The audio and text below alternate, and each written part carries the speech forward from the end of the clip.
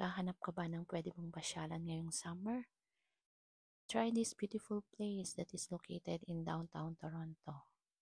It is the Distillery Historic District that opened in 2003, and today it is known as Canada's premier arts, culture, and entertainment destination. It is free to enter and explore its streets and architecture, and it is definitely worth going this summer as there are shops and restaurants that serve great food in the area. To visit the place, you can either take the TTC bus, take the streetcar. You can go by car as there are paid public parking in the area, or you can as well walk to the place as it will just take you 20 to 30 minutes walk from Union Station. It's definitely the time to explore and visit this beautiful place.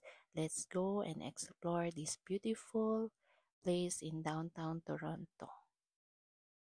Thank you for watching. See you in my next video. Bye and God bless everyone.